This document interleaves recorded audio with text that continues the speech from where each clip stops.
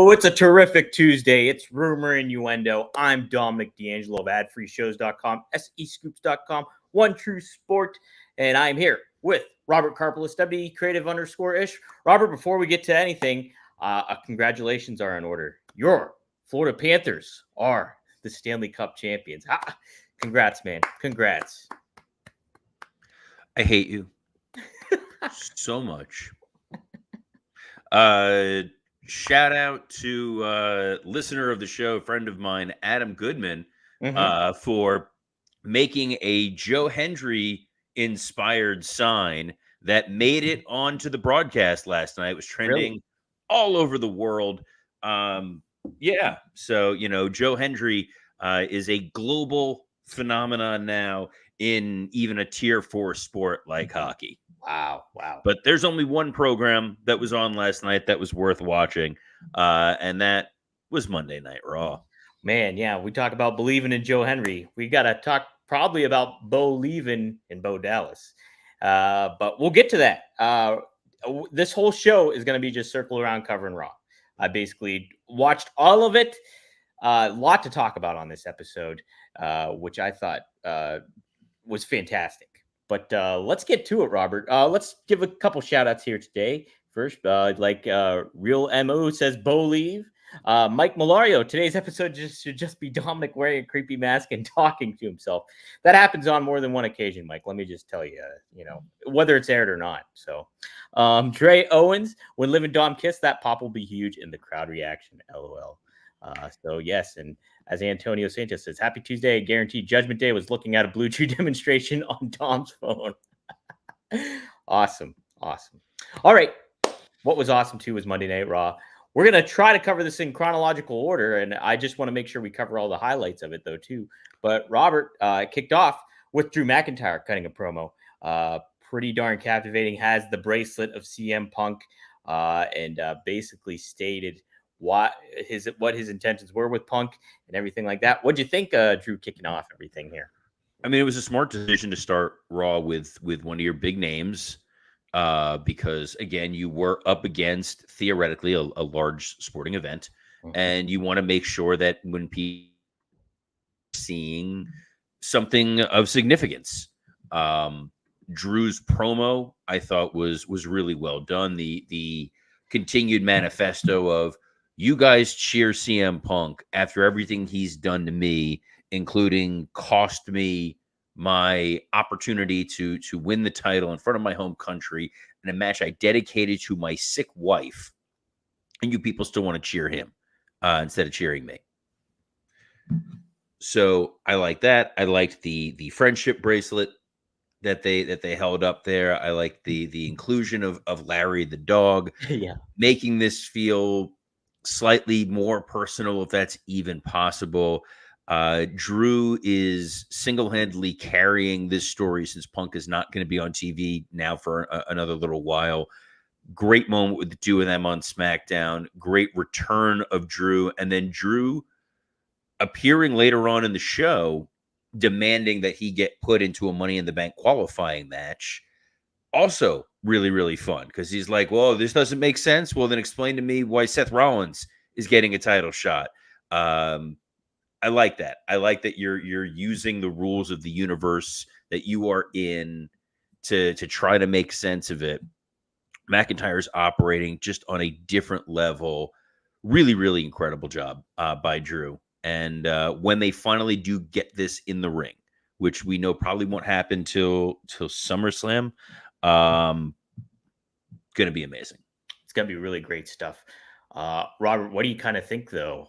Who's the babyface? Who's the heel in the end game of it all? Are we going to get that definitive kind of lineation between these two? Delineation? Or what? No. This is Punk. Punk is the babyface. The crowd is super into him. He's selling merchandise. He's white hot. Drew is a great, strong heel. Absolutely. There's no reason to dislodge him. And I think if you look at the hierarchy of what they have on Raw, you've got Punk once he's back. You also have Jey Uso, who you're able to heat up. You have Sami Zayn, who you're able to heat up. You have Seth Rollins, who's still got a lot of runway to go. So there's no reason to panic and try to pivot Drew into a babyface role. He's a guy that, yes, in Scotland, they're going to cheer for him in that one-off environment, but across the board, this jilted, bitter, angry, motivated heel Drew McIntyre is the best version of Drew McIntyre. I completely agree. And like, you know, Punk is a lot of fun as a babyface when he's able to kind of have the handcuffs off, and he's kind of had a lot of freedom to do that stuff. And it'll be interesting to see once he's able to actively wrestle too. Him and Drew mix it up like that. It's going to be a lot of fun. I think you can carry this feud on for quite a while still, even after the fact. I mean, at this point, maybe the least interesting thing that CM Punk can do is wrestle a match, which is fine. It's not, we're not in like Jericho territory. No, not by any sort. Viably speaking, Punk is like, you know, he's going to be okay in the ring. It'll be a good match. There's always the risk of, oh no, is he going to get hurt? And are we going to see this? And then he's gone for a while. Yeah, that's what you don't want to have happen here. So we continue on with Raw. The Miz is on commentary, not Pat McAfee. And apparently, I thought it was all storyline based, but according to Wade Keller, PW Torch, there was like a family emergency that Pat McAfee had to handle, so that's why he was not there. So hope all is well with Pat. But opening match, we had Braun Breaker taking on Ludwig Kaiser, and fun bout. Obviously, Ludwig got to cut a promo a little bit beforehand, which was good. But we also have Sheamus getting in the mix, and then Braun just annihilating everybody. It seemed you were just talking about some big baby faces. Are they making Braun a big baby face coming off this unstoppable kind of Goldberg like run of his starting off here? I think they're right now. Braun Breaker is neither fish nor fowl. Mm-hmm. He is a weapon that they could point in any direction. He's just a dude who wants to win. Yeah, and that's an interesting character. It's a little Austin-esque in the sense of you are a babyface or a heel depending on who you are up against. The fact that he straight up murdered Ricochet makes him a heel. Yes. The match with him and Ilya Dragunov, he was the heel, but by a narrow margin. Mm-hmm. In there with Ludwig Kaiser, it was a chance to see what kind of babyface reaction he might get, knowing full well that Sheamus was going to play a part at the end. It's unfortunate. There is some rumored innuendo that Ludwig Kaiser injured himself at some point in time during this. We don't have the specifics of that yet. So it's a little early to want to, jump and have a knee-jerk reaction. And, was Braun being unsafe, or was it Sheamus, or at what point did Kaiser get hurt? How long is he going to be out? We don't know. Hopefully it's not too serious. I think Kaiser is really incredible, and it shows the versatility within these stables. You had Imperium, you were building it with the Gunther stable, with Kaiser as sort of the guy who holds the microphone and Giovanni Vinci is the guy who loses. And now by pushing Kaiser as sort of his own man while still within the confines of Imperium, you get a chance for him to develop this psychopath character, this very manipulating, calculating striker.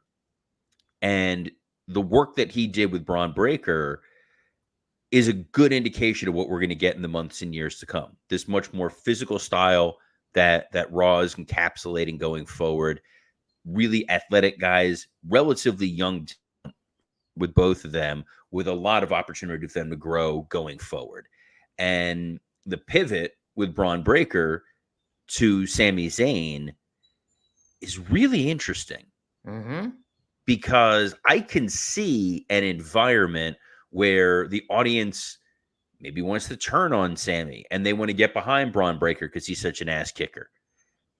It's a little bit of a risk if I'm being honest. Yeah, I agree too. I think you're going to be walking a fine line between those two, because Sami is a good baby face, and I think he's done a credible job as the Intercontinental Champion. But like, Braun's pretty hot right now, pretty damn hot. And so putting him in that situation at Money in the Bank, one-on-one, it's going to be pretty, I'm intrigued by it. Don't know how this is going to pan out for either of them. I think it's a positive feud for both of them, but ultimately, where are they going to land at the end of it? Does kind of go back to the booking from Clash of the Castle, why I had thought that Gable was going to be the one to win. Because Right. I said, if Gable wins the Intercontinental title, boom, you've got Braun Breaker right there, ready to go. And that's how you make a monster babyface. Right. Right. Sammy, switching places, if Sammy was in Money in the Bank in the ladder match, hey, that's a pretty compelling, interesting story right there. Instead, you're getting Sami Zayn, Braun Breaker. I think it'll be a very good match. I'm just really curious how that audience is going to react. Yeah, yeah. It is going to be very curious about that. Damian Priest confronts Dom. Let's never do that popping noise again. That's just no. This isn't like you're not a Foley artist. This isn't a radio show from the 1930s. Maybe it should be. Maybe that's what we're missing here. Maybe that's the niche. Just incorporating, sound effects, like old timey sound effects. I mean, the door behind you looks like one of those old timey sound effect doors. Doesn't even look like a real door.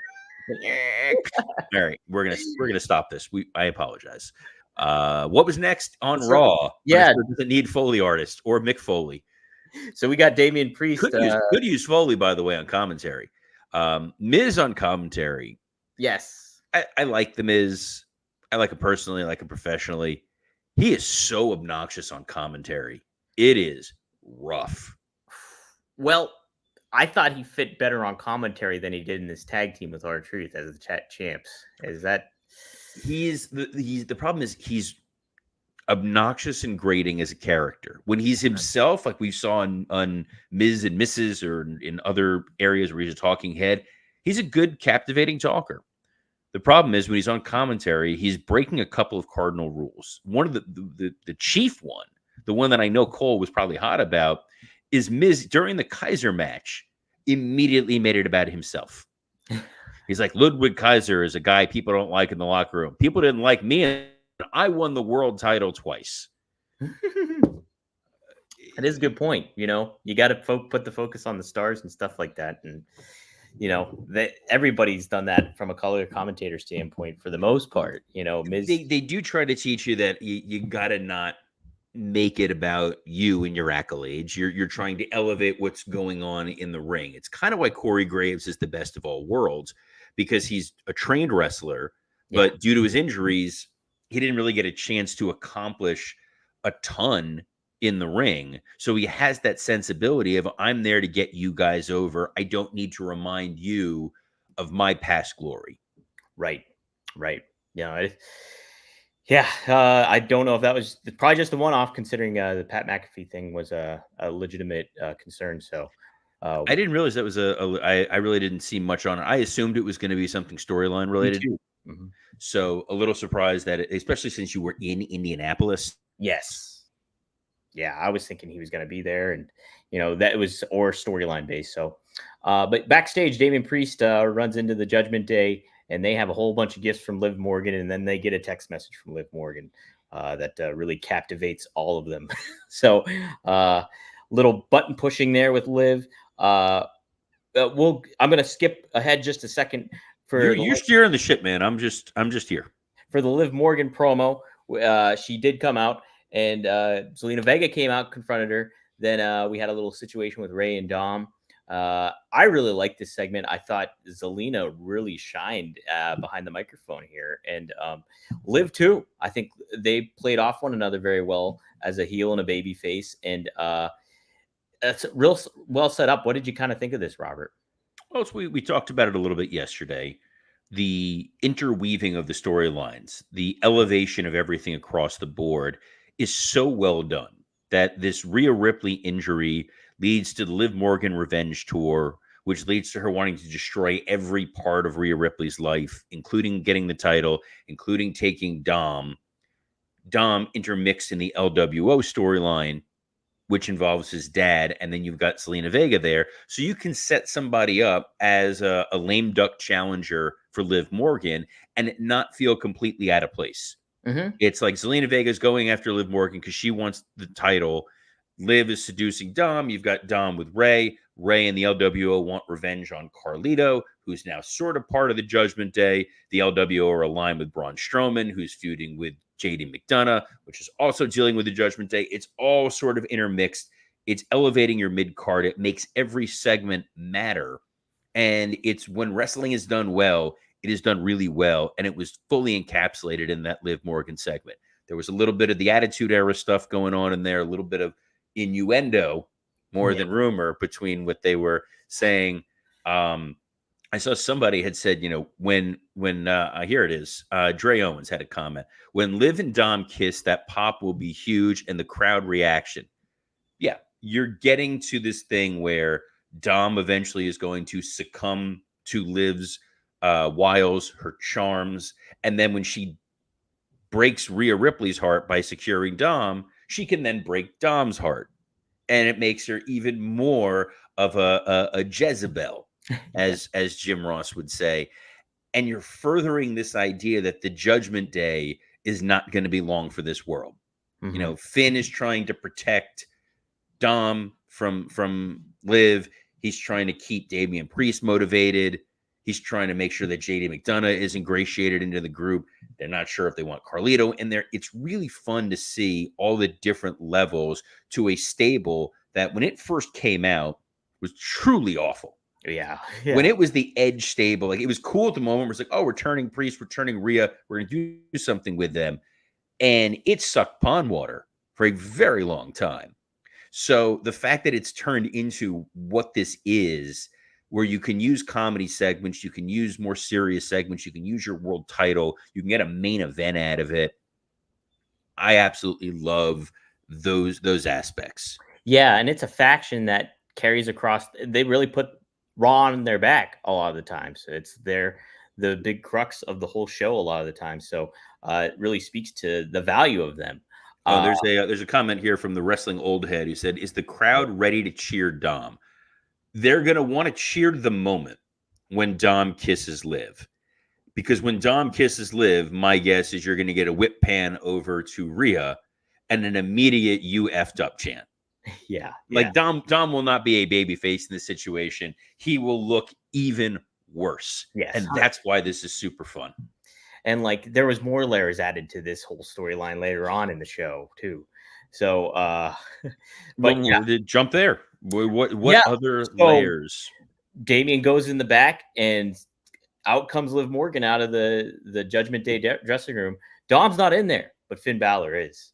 And sure enough, she got them a tag team title shot. And Finn is on the moon about it. Damian Priest is very skeptical, but happy for them.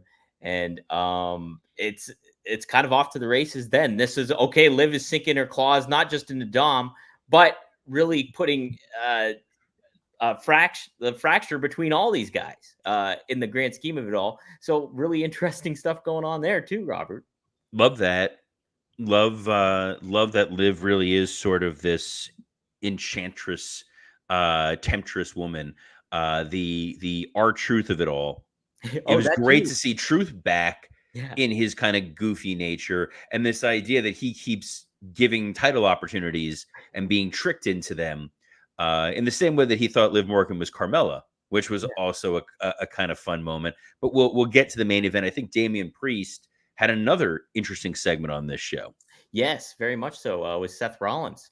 And I thought Damian delivered a great promo about like what he thought about Seth and why he didn't want to be Seth. And then Seth coming out there and kind of staking what his thoughts are on everything and saying that, and then giving him this challenge, trying to one-up him on certain things. I thought that aspect of it, like, oh, you have to leave the Judgment Day, kind of felt out of place because why did that happen exactly? Why was that the stipulation?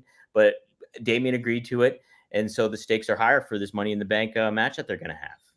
I agree with you. I feel like Damian Priest is sort of, he's very much a lame duck champion. That's right, lame duck twice in one episode.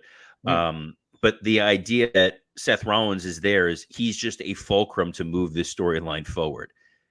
The stipulation doesn't really matter. If Rollins loses, he can't challenge Damian Priest. Right. But we know Damian Priest is not going to be world champion at the longest by SummerSlam. Right. Like Gunther will walk out of SummerSlam champion. So that stipulation won't last terribly long. if Seth Rollins is the reason why Priest leaves Judgment Day, it further erodes that group and further moves along the fracturing of it. But to your point, who cares? Mm-hmm. You know, whether he can't wear the shirt, he can't wear the stupid leather vest. Right. It's kind of odd. It's a weird decision, but again, it was a nice way to bring Gunther out there to remind them that like none of this matters. You guys are all just you're filling time on a B show for Money in the Bank. Once we get to SummerSlam, it's going to be a brand new landscape in Raw on Raw, and we're going to go from there. Right. Right. And Priest too, adding the element that he doesn't need the Judgment Day. The Judgment Day need him more so. That was an interesting comment too, I thought, where it was like, okay, if he doesn't really care about potentially being out of the Judgment Day, it seemed. I don't know. Just kind of funky. I liked it though. Still intrigued by that matchup. It was fine, but it's funny because since I wasn't here last week to talk about Seth's return, and we talked yesterday about all the big news of what happened last week. Didn't even talk about Seth Rollins. That's how unimpactful it was. Wow, that's a good. It was just he's just there, and it feels like he's a failsafe. That if they really think Damian Priest and Gunther is a terrible idea for SummerSlam, you can pivot to Seth to pivot to Gunther. I don't love that sort of pinball booking, but I feel like this is them in case ticket sales are soft or they're worried about whatever. It's an in case of emergency, break glass, and there's Rollins. Yeah, I still think that they're gonna have Damian win pretty soundly at SummerSlam or at Money in the Bank against Rollins, whether it's by some sort of a mishap or he wins straight out clean. I think they have confidence in Damian. So, hey, you got to have confidence in Chad Gable because he defeated Braun Strowman and Big Bronson Reed despite what happened to him the week before. A beautiful moonsault he hit, and I thought this was interesting. And then this turned into the Wyatt Sicks kind of tease where Nikki Cross comes crawling out and hands Michael Cole a box that we'll later find out is a videotape that gets aired later on.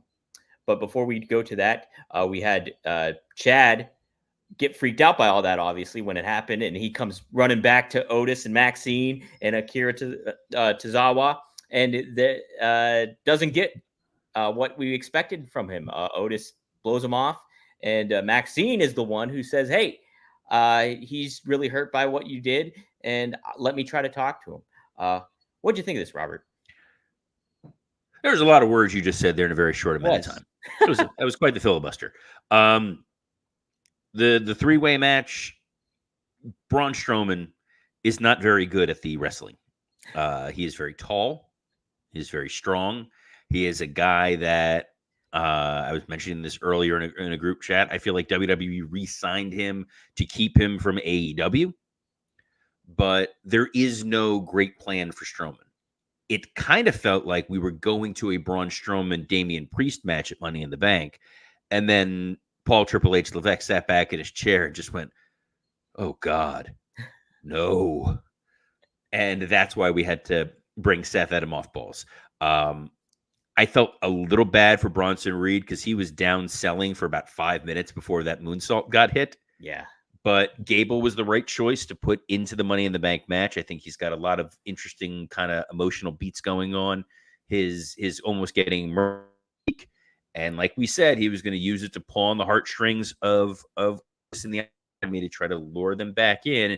And instead, we got that preview, that foreshadowing of Alpha Academy 2.0 of the Creed brothers and Ivy Nile. So it's going to work out. I think it's a really interesting way to get these guys all together. We'll see. The VHS reveal, Cole couldn't help himself. Like he pulls it out to try to be spooked and then was like, kids, this is called a VHS tape. Oh, I thought he needed to do that though. I thought that was good. Because it was the first thought I had. Like I would have been like, kids, this is a VHS tape. Yeah. But it's like, no, you're supposed to be super freaked out by this group. You should be terrified, not cracking a joke about, can we find a VCR? By the way, you're in Indiana. Of course you can find a VCR. That's modern technology in them their parts. Do you still have a VCR? No, I wish I did. To be honest, I used to tape Young and the Restless a lot, so I don't get to do that anymore. I'm sorry. We're gonna. Well, what now? Oh, Young and the Restless. Anywho, let's get back to a different soap Look, opera. this show is not about young. If anything, we acknowledge all my children. We recognize the greatness of that program, and that's it. The Young and the Restless. I'm also looking at a VCR right now in my unit. Tribalism is in full effect right here. Yeah, no, I have the VCR because I haven't really had to backed up, but like I have my old N64. Ooh. And I feel like if I ever wanted to connect my N64 to the TV to play like No Mercy, I need the VCR. Yeah, you definitely. Or to watch this VHS tape where we got Uncle Howdy and Bo Dallas. Yes. And we didn't know where the Wyatt Sicks story was going to go. I did not have my money on a contemplative meditation on grief and loss. Yeah. Yeah. I thought it was really effective. I really, really liked this, Robert. I said it was fantastic in our group chat, but and I'm trying to not have recency bias, but this was amazing. Like, I thought this added layers. I thought it set them up for potential long-term storytelling when it comes to a lot of what we had initially here. And it didn't give you a whole lot besides that. There's more to expect and more to speculate on, which is what you want from a fan base right now with the storyline and with these characters. And they put the focus on the person, which I think is very key in this element, in this what you're doing here with this quote unquote horror storyline. I think it's very important that they did this, and I thought Bo was really captivating in this and showed his chops. So I'm excited for it, Robert. I think you humanized Bo Dallas. You made the story relatable. Ironically, one of the best storylines that they did on a broad spectrum, and many of the beats were absolutely cool, but this was the motivation that they used for Kane. Mm-hmm. If you go all the way back within confines of kayfabe, Kane was motivated by Paul Bearer to go after The Undertaker because The Undertaker was the cause of the death of his parents and what led to him being horribly scarred. And he was out for revenge and he was out for grief, and it turned him into this monster. The fact that you're tapping into a very real situation with Bo Dallas, and it's watching how he's processing this, and he's pulled these people in. It's really twisted. It's really interesting, and it's going to be really fun to see where this ultimately winds up. We, in the interest of time here, we've got we'll get to the main event, and then kind of wrap this sucker up. All due respect to the Karrion Kross Kofi Kingston match, which the quick note I will give, I like the Karrion Kross was like, this is the 7th world champion I've beat, and you're just like, oh, glad someone's keeping tabs. Yeah, I like it. But I do too. The main event, the Judgment Day, JD McDonough and Finn Balor beating the Awesome Truth. Did you dig this? I dug it. I liked it. Thought it was appropriate. We talked about too how Awesome Truth was just not clicking as tag team champions. The dynamic between him and Miz seems really like not there as this Martin and Lewis tandem. And I really think Liv getting involved in the finish was great too. And good closing shot to end the show too with her in between JD and Finn. Definitely speaks to what they have planned for Judgment Day moving forward. Glad to see that she was the weapon of choice here in this situation.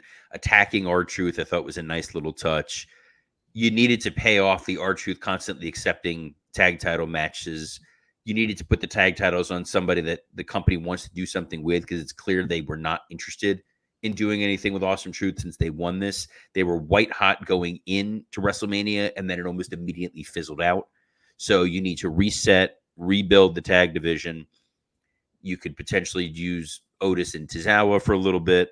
I think there's a couple different ways they can go, but it was a smart decision to put the titles on Finn and JD and put the titles on them because of Liv and how she has helped out every member of Judgment Day. This normally would have been where we do the Blue Chew ad, but we are running short on time, so we will get to it tomorrow.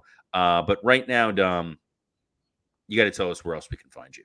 Yeah, you can find me at rvdtv.com. Yesterday, the new episode dropped. RVD talks about earning the respect of Stan Hansen. He does touch upon cults and wrestling and a little bit of the Wyatt Sicks angle that's going on. And Cody Rhodes, he's interested in fighting him for the undisputed WWE Championship and has respect for him too. So check it out, rvdtv.com. And then Magnum TA and Greg Gagne, new episode just dropped today where they talk about the Young Bucks. They answer fan questions. Really, really great episode. So on the lookout for that at fourhorsemannetwork.com. And you can check out a lot of the added content too behind the paywall at onetruesporttv.com. So take a look there. Robert, we did work in stiff as well. Should be an interesting one this week, considering all that's going on Raw too. Oh yeah, we'll talk all the things Raw. I know that Scott and Dan are going to be going to Forbidden Door, so we'll be talking about that show on Working. So we'll be talking about that show here on Rumor and Innuendo every Monday through Friday at noon Eastern on a plethora of platforms, including the WWE Creative Ish underscore Ish X account, the Dominic D'Angelo X account, the SE Scoops X account, the Podcast Heat X account. Podcast Heat is who makes this show possible, as well as on YouTube on the Working Stiff, Rumor and Innuendo, and ad-free shows YouTube pages. We appreciate you guys tuning into us live, but if you miss us live, you want to go back and catch an episode, our podcasts are available in audio format on iTunes, Spotify, and wherever you get your podcasts. So on behalf of the still wearing his Knicks hat for some inexplicable reason, Dominic D'Angelo, I'm Robert Karplus. Best of luck in your future endeavors. And don't you dare doubt Victor Newman.